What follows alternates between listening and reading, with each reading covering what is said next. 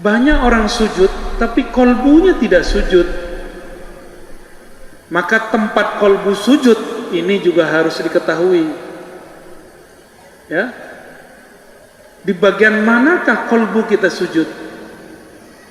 Ketika seseorang mengenali rahasia kolbunya, maka dia akan sadar qalbul mu'min baitullah. Bangunan yang seperti ini, malaikat datang kalau di dalam bangunannya ada orang-orang yang kolbunya sudah jadi masjid. Ya, kolbunya sudah makmur menyebut nama Allah. Kapan kolbu ini menjadi masjid? Apabila orang mulai menyebut nama Allah di dalamnya. Maka belajarlah zikir kolbu, zikir khafi, wazkur rabbaka fi nafsik. Begitu. Jadi melihat yang di Facebook, yang di YouTube, selama itu utuh, maka itu sah, mewakili murasalah. Tukar surat menyurat dulu. Dulu sosial medianya surat, sekarang sosial medianya YouTube.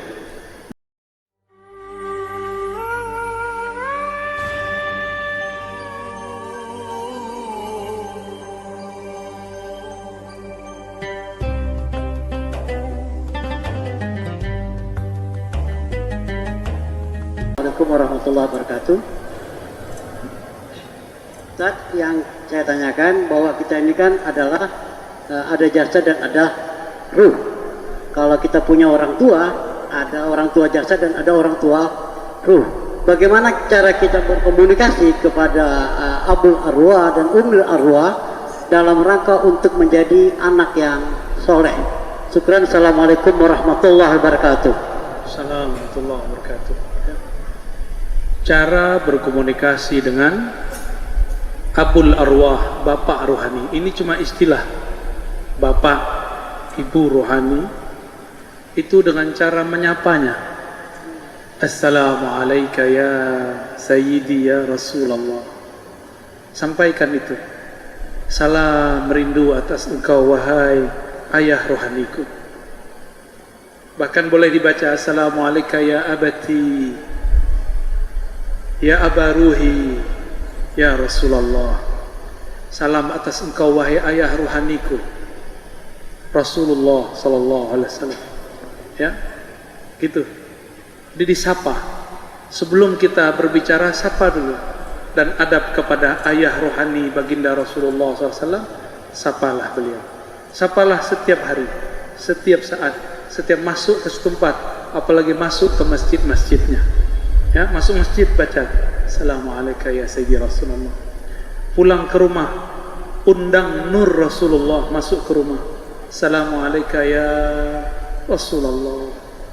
Undang nur masuk ke rumah supaya rumah tidak panas. Kalau kita mau tengkar, kita ingat ada Rasul, cahayanya masuk. Kita malu kepada Rasulullah marah-marah kepada istri. Kita malu tengkar. Kita malu berbuat jorok kalau sudah mengucapkan salam ke dalam ruangan dan rumah. Ucapkan salam kepada beliau, ya. Terima kasih. Mungkin yang kedua, silakan. Assalamualaikum warahmatullahi wabarakatuh. Terima kasih Bu ya. Saya tidak ada pakai pertanyaan atau apa. Saya cuma mau bilang, saya datang dari jauh dari Sintang hanya untuk ketemu Buya, karena saya memang penggemar berat Buya. Baik. Alhamdulillah 90% lebih di YouTube tuh, di history itu memang Buya terus. Hanya itu saja Buya. Semoga bermanfaat. Iya. Terima kasih Buya. Assalamualaikum. Assalamualaikum warahmatullahi wabarakatuh.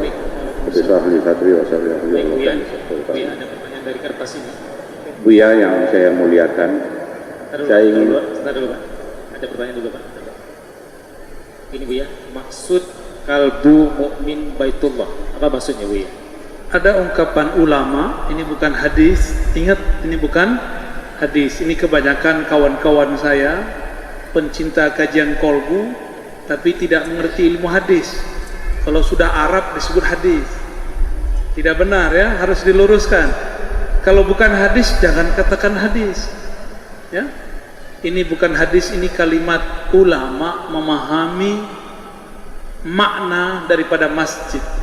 Innama ya'muru masajid Allah Yang memakmurkan masjid Allah itu orang yang beriman, yang ngapain? Mendirikan sholat, bayarkan zakat, dan selanjutnya. Lalu masjid itu bangunan ini atau orang yang sholat? Ada bangunan di Eropa, di Paris, di Prancis, di Spanyol, bahkan di Turki, ada bangunan gereja menjadi masjid, masjid jadi gereja. Berarti yang disebut masjid itu bukan ornamen, arsitektur seperti ini. Ini budaya orang Indonesia buat masjid, mesti ada kubahnya. Dulu Nabi buat masjid Nabawi tanpa kubah, karena kubah itu tradisi orang-orang Persia dan Romawi. Ya. Jadi yang masjid itu apa? Masjid itu tempat orang sujud. Banyak orang sujud, tapi kolbunya tidak sujud. Maka tempat kolbu sujud ini juga harus diketahui. Ya, di bagian manakah kolbu kita sujud? Ketika seseorang mengenali rahasia kolbunya, maka dia akan sadar. Qalbul mu'min baitullah, masjid hakiki itu ada di kolbu. Itulah sebabnya malaikat itu datang bukan ke bangunan yang seperti ini. Malaikat datang kalau di dalam bangunannya ada orang-orang yang kolbunya sudah jadi masjid. Ya, kolbunya sudah makmur menyebut nama Allah. Yuzkarus fi hasmuh, nama-nama Allah disebut-sebut di sana. Maka setiap kolbu yang sibuk menyebut nama Allah, sibuk membesarkan Allah, kolbunya masjid. Kolbu kita sudah jadi masjid belum hari ini? Belum ya? Sudah menjadi rumah Facebook? Sudah menjadi sampah WhatsApp? Apalagi? Sudah menjadi gudang Instagram? Kapan kolbu ini menjadi masjid? Apabila orang mulai menyebut nama Allah di dalamnya. Maka belajarlah zikir kolbu, zikir khafi, wazkur rabbaka fi nafsik. Begitu Allah berkalam dalam Al-Quran surah Al-A'raf ayat 205. Sebutlah nama Rabbmu. Siapa nama Rabb engkau? Siapa nama Rabb engkau? Katakan Allah di kolbu. Itulah pentingnya belajar zikrullah, itulah pentingnya talqin zikir. Carilah guru yang tepat. Semoga beliau terima kita jadi muridnya. Amin ya rabbal alamin. Baik, silakan Pak. Terima kasih Bu ya. Assalamualaikum warahmatullahi wabarakatuh. Saya ingin bertanya Bu ya, ini guru saya selalu kalau kita sholat sebelum takbiratul ihram mengucapkan ilahi anta maksudi rodakum matlubi. Lalu setelah salam, tangan beliau selalu begini. Lalu begini. Saya tanya, yang dibaca itu apa guru? Istighfar katanya. Nanti kalau kamu sholat, hati kamu pasti tidak betul. Maka beristighfarlah kamu. Tapi ditandakan dengan gini, saya khawatir Bu ya, itu menambah rukun sholat. Lalu dikatakan bid'ah.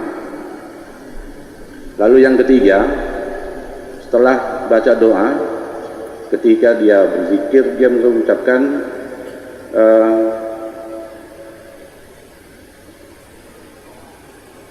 maaf lupa saya. Kira itu saja juga. Assalamualaikum warahmatullahi wabarakatuh. Baik. Bapak didoain orang, pertanyaannya kebanyakan. Baik, sebelum sholat baca ilahi anta maksud. Jangankan itu Bapak bilang gorengan boleh. Saya mau makan duren itu boleh juga. Yang penting jangan setelah takbir Pak ya. Tapi kalau Allahu Akbar mau beli duren ke baru jalan. Ilahi duren maksudi. Itu baru masalah Pak ya. Tapi kalau sebelum takbir bebas. Namun hamba yang sudah kolbunya menjadi masjid, kita kalau mau ke masjid khudhu zinatakum inda kulli masjid, pakailah perhiasan terbaikmu ketika ke masjid. Perhiasan kolbu adalah nama-nama Allah. Maka sebelum bertakbir, penuhi kolbu dengan nama Allah. Makanya guru bapak tadi, sebelum dia takbir, dia luruskan, dia buang selain nama Allah. Dia katakan, ilahi anta maksudi, ya Allah, jika ada di kolbuku selain nama engkau, bersihkan, cukup engkau saja. Jika ada kehendak-kehendak, ingin khusyuk, ingin sakti, ingin hebat, tolong luruskan, jadikan hanya ridhomu jadi tujuanku. Itu maksud beliau. Selama tidak dibaca dalam sholat, tidak bid'ah. Yang bid'ah kalau dibaca setelah takbir. Ya, ada yang baca ilahi maksudi setelah takbir, saya bilang ente ahli bid'ah. Ya, terus ba'da sholat, assalamualaikum, assalamualaikum. Sholat udah selesai belum? Boleh guling-guling nggak? Boleh loncat-loncat nggak? Boleh dengerin YouTube saya nggak? Kalau cuma begini-begini gini, boleh nggak? Oh, kalau yang akhwat bedak-bedak. Boleh nggak bedak-bedak habis assalamualaikum? Jadi nggak ada masalah. Adapun beliau begitu karena Nabi dulu pernah setiap selesai sholat beliau minta ampun kepada Allah. Karena Nabi tidak punya dosa, maka beliau tidak megang apa-apa. Beliau cuma merasa berdosa. Karena merasa kurang cukup bersyukur. Kalau kita nih banyak dosa, mulai dari otak nih yang jorok. Udah jorok kan hari ini? Tuh, jujurlah, walaupun kepalanya pakai songkok, dalamnya jorok. Saya sama. Otak saya ini sama kotornya dengan otak Bapak. Cuma bedanya Allah pertemukan saya guru-guru yang mengajarkan cara mengcleannya, membersihkannya. Jadi kalau mau sholat terasa nikmat lagi. Kita mau makan, piring kotor, bisa makan. Kita mau makan, di baju ada bisa makan. Mau ketemu Allah, Allah menyajikan makanan namanya sholat. Di kolbu ada hasad, ada tai sombong. Gimana kolbu akan menyantap nama Allah? Nggak bisa. Maka sebelum sholat bersihkan kolbu, setelah sholat bersihkan kembali kolbu. Dengan cara kita hanya mampu berusaha istighfar, Allah lah yang membersihkannya. Ya, baik, silakan Pak. Bismillah. Assalamualaikum Ustaz. Salam ta'zim, salam hormat Pak Ustaz. Pertanyaan dari saya mengenai Al-Quran Ustaz. Jadi ada kata Allah Subhanahu Wa Taala, innamal mu'minuna alladzina idza dzukirat wajilat qulubuhum. Jadi bagaimana cara agar ketika kita baca Quran itu nikmat? Karena kalau saya sering mendengar ceramah Ustaz itu Abu Ya tentang bagaimana cara bersolawat dengan Allah Subhanahu Wa Taala. Terus yang kedua yang terakhir Abu Ya, mohon izin, saya pernah mendengar, karena kalau kita biasanya ada nanti kalau di akhirat akan ada at-taghabun ataupun bisa dibilang hari ditampakkan semua kesalahan.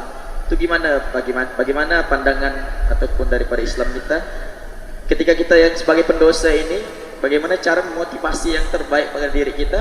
Kadang-kadang kita yang sebagai yang anak-anak muda tuh untuk melakukan kebaikan selalu dihantu-hantui dengan bagaimana kesalahan-kesalahan kita di belakang. Bagaimana? Mohon pencerahan Ustaz. Assalamualaikum warahmatullahi wabarakatuh. Assalamualaikum. Supaya tertarik membaca WA, kenali dulu siapa yang ngirim WA. Supaya menarik membaca message, kenali dulu siapa yang mengirim message.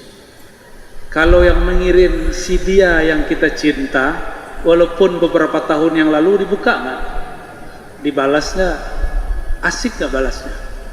Tahu-tahu berbalas sudah 2 jam. Ya, begitulah orang yang sudah cinta kepada Allah. Maka tahu-tahu baca Quran sudah 3 jam. Tahu-tahu baca Quran sudah tamat. Kalau sudah kenal kepada Allah yang menurunkan. Tapi kenal kepada Allah semakin engkau mengenalinya, semakin engkau menyadari betapa engkau tidak dapat mengenalnya. Karena dia sangat-sangat luas, dia sangat-sangat hebat.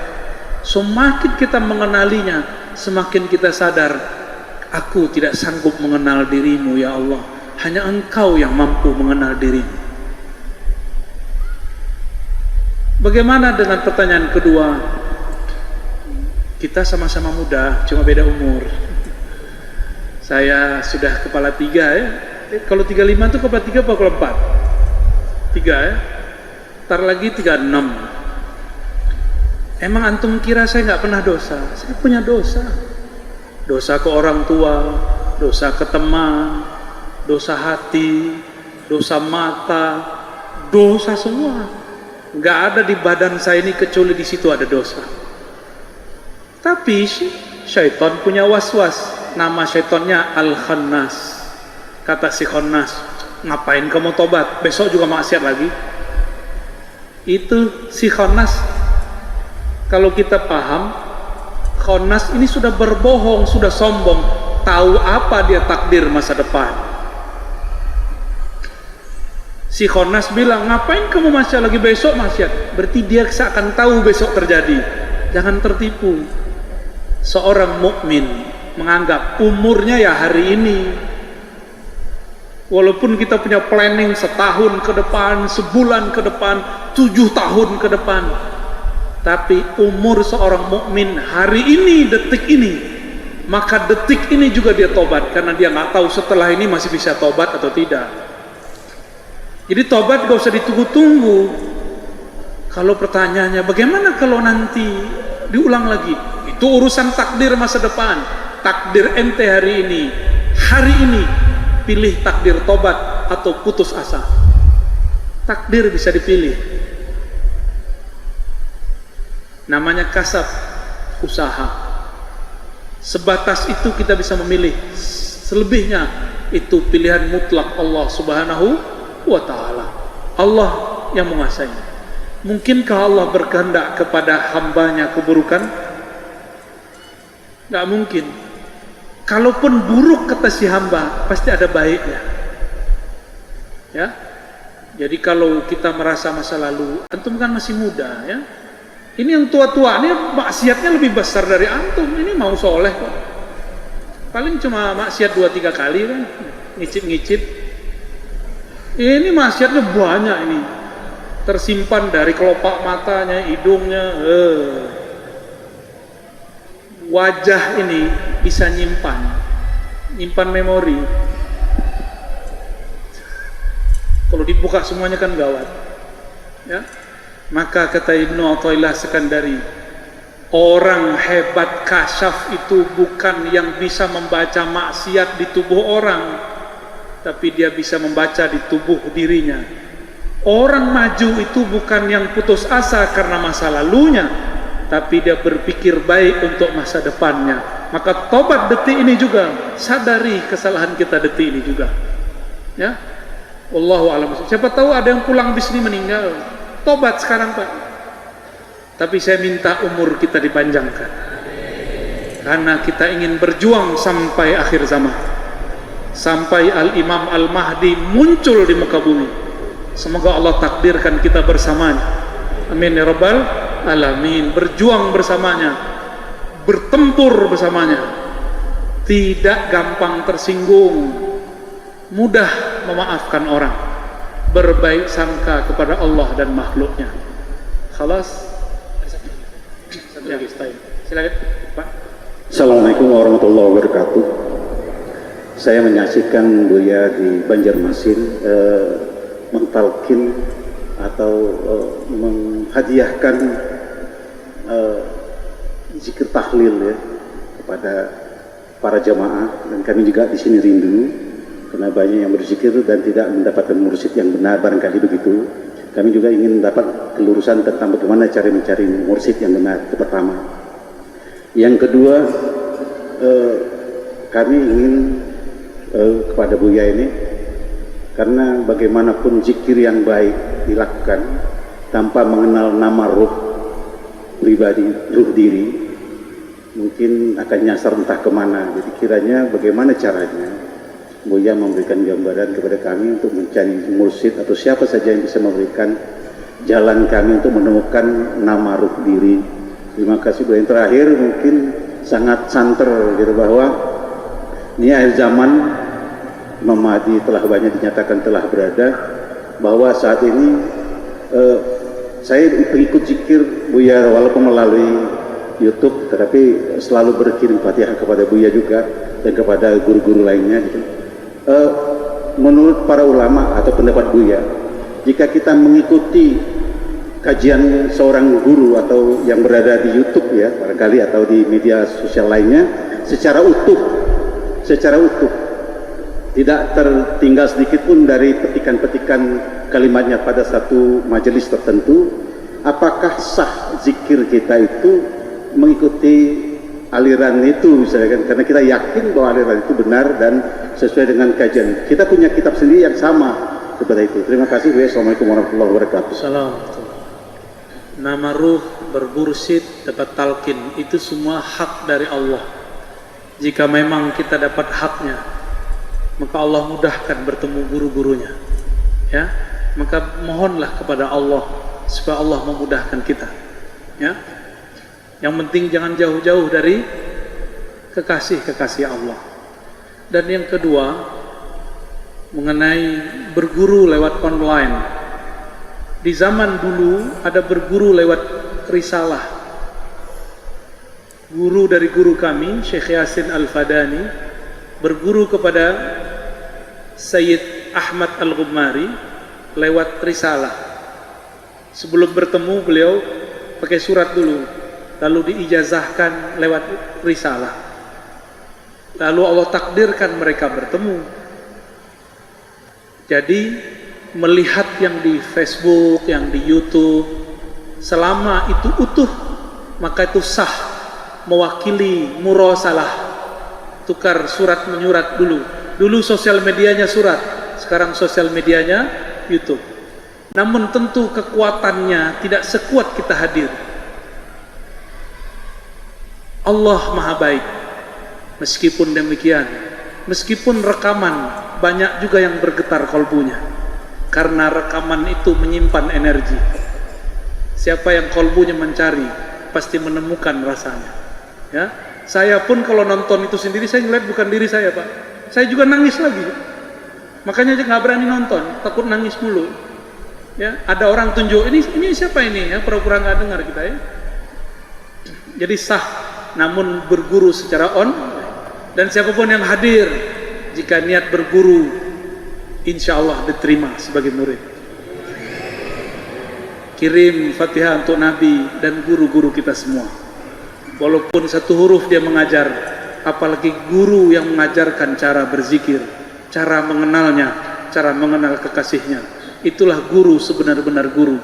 Dan guru itu tidak sendiri. Sebagaimana di zaman Rasulullah SAW, guru itu tidak sendiri. Rasulullah memerintahkan Muaz, Ali, Abu Bakar, Umar, Utsman jadi guru, Salman jadi guru. Inilah gerakan akhir zaman. Jika sebuah thariqat itu benar, dia tidak akan bergerak sendiri. Jika harokah itu benar, maka harokahnya tidak gerak sendiri, dia bergerak dengan guru. Semuanya tidak merasa paling benar, semuanya hanya mencari kebenaran. Kita boleh mencari kebenaran, tapi tidak boleh merasa paling benar. Barangkali itu yang dapat saya sampaikan. Ya, setelah ini masih lanjut lagi. Ya, oke. Ada penyerahan buku. Sebelumnya saya sampaikan dulu salam. Assalamualaikum warahmatullahi wabarakatuh.